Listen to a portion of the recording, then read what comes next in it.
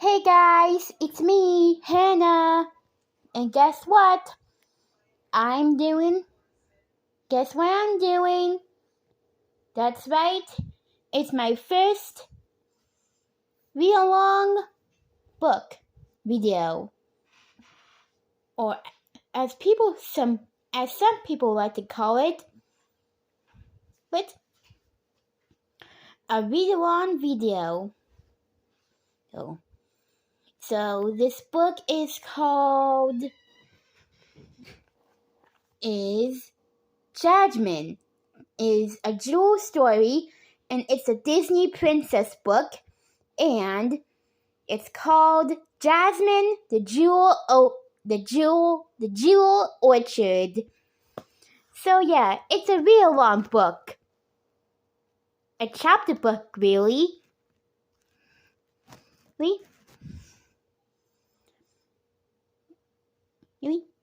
So if you really want to read along, hit the like and subscribe button, and let's get started.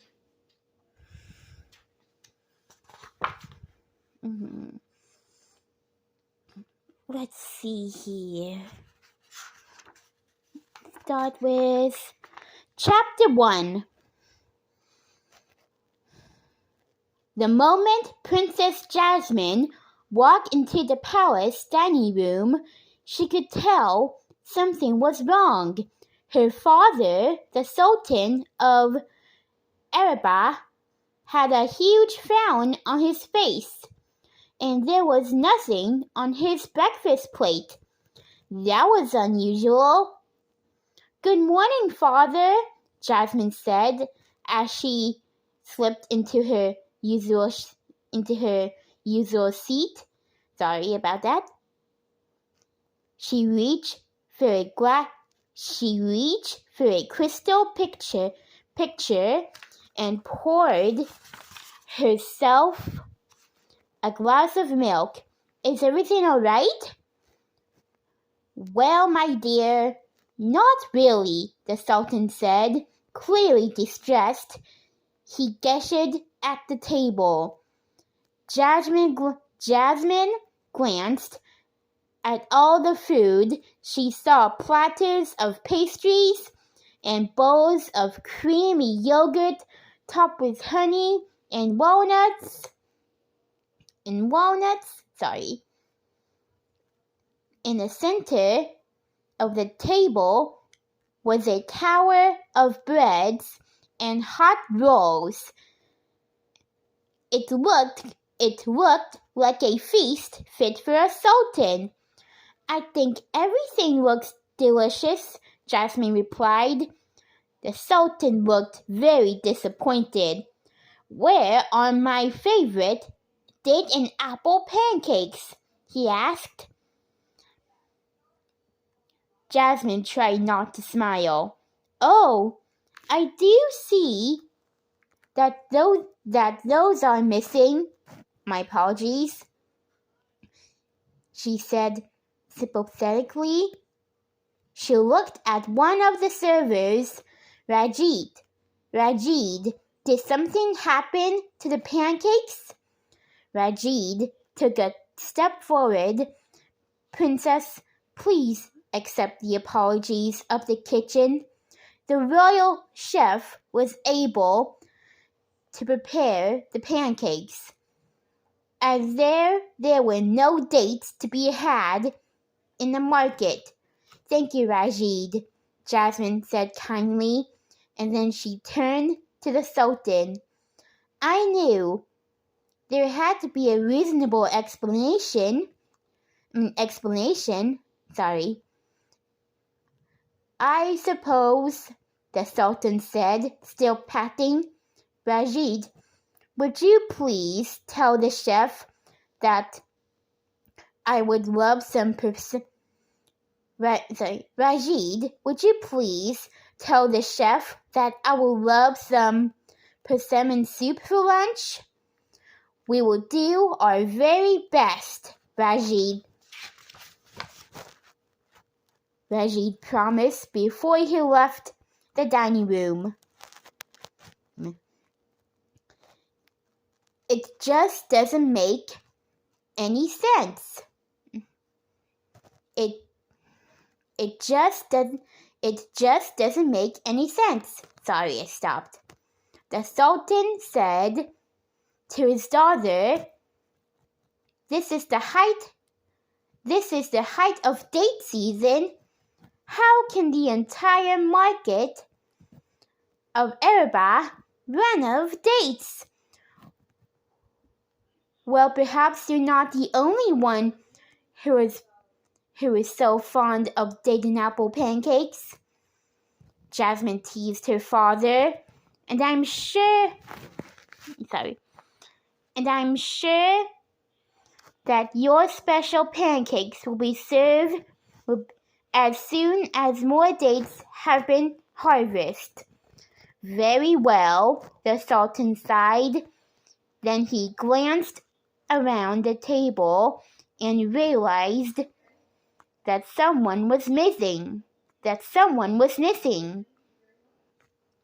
Prince Aladdin, Jasmine's husband. Where's Aladdin this morning? Oh, he and the magic carpet left before dawn, Jasmine replied.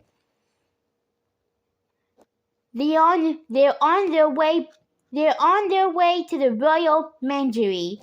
The peacock hatchlings are big enough to live in the pavilion now. For the first time that morning, the Sultan smiled. Splendid, splendid, he exclaimed. For weeks, the Sultan had been looking forward to the peacock's arrival. He loved the birds brilliantly colored feathers. And what will you do today, dearest? He asked his daughter. Oh, I'm sure I'll think of something, Jasmine replied. She glanced across the table at Aladdin's pet monkey, Abu, who had stuffed his face with walnuts. Abu, maybe you'd like to help me get the pavilion ready for the peacocks? Abu clapped his hands as he jumped up and down, scattering broken walnut shells across the table. As soon as they finished breakfast, Jasmine and Abu went to the pavilion. Jasmine could hardly believe what she saw there.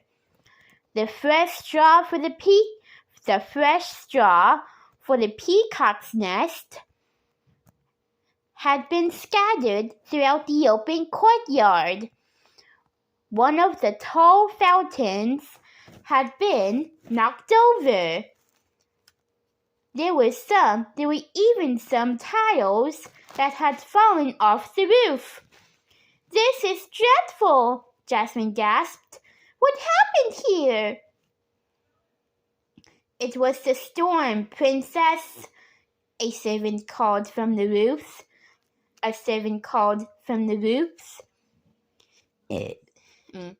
It was the storm, Princess, a servant called from the roofs. Sorry, my apologies. And all that wind last night caused more damage than we expected. But we'll have it fixed in no time. Oh yes, Jasmine said at once. That was a tremendous windstorm, wasn't it? Well, don't worry about it. Don't worry about the peacock area. Abu and I will take care of that. First, Jasmine and Abu made sure that the peacock's nest were full of fresh, clean straw. That Jasmine moved the nest closer to the fountain so that the peacocks would have plenty of water to drink.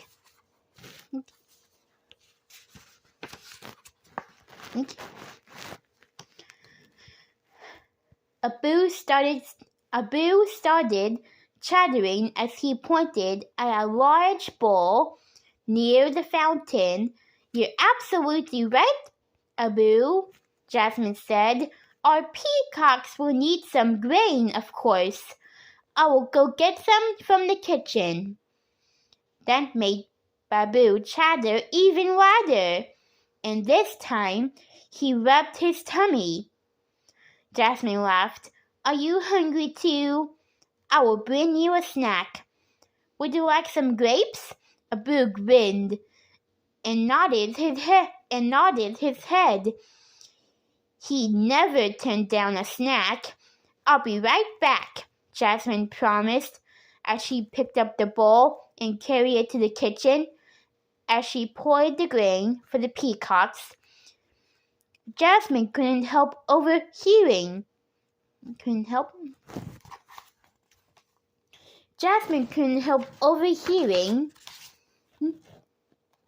a conversation between Rajid and the royal chef.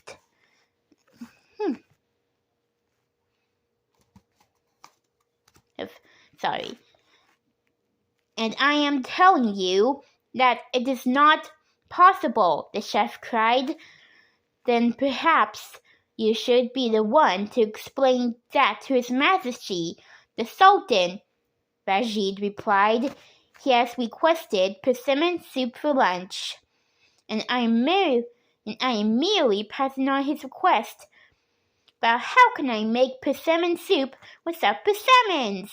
The chef cried. I am not a miracle worker. How can I make something out of nothing? Perhaps the food deliveries were late this morning, Rajid suggested. The chef shook his head. Amir just came back from the market, he said. I told him to buy any fruit that he could. And yet he has returned empty-handed. There is no fruit for sale in the market. None! No apples, no pomegranates, no dates, and no persimmons. Not even a single grape. He threw his hands up into the air. No fruit for sale? Jasmine thought. How can that be? She knew that hundreds of fruit trees grew in the royal orchards outside Agrabah. Jasmine couldn't remember a time when the entire city was not full of fresh fruit. Suddenly, Jasmine knew she wanted to spend the day. She hurried back to the pavilion and placed the bowl of grain near the fountain.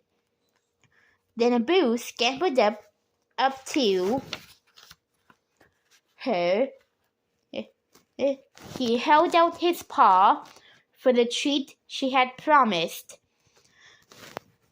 I am sorry, Abu, Jasmine said. There weren't any grapes in the kitchen. Let's go to the market and see if we can find some. Something strange was happening in the city of Agrabah. Jasmine was determined to find out what it is. Well, guys, what is Jasmine determined about? Well, then we'll all find out soon. Right now, I'm closing this video right now. Thank you for listening. Sorry that my reading's a bit off, but I'm getting there. So thanks for watching, and I'll see you next time. Bye-bye.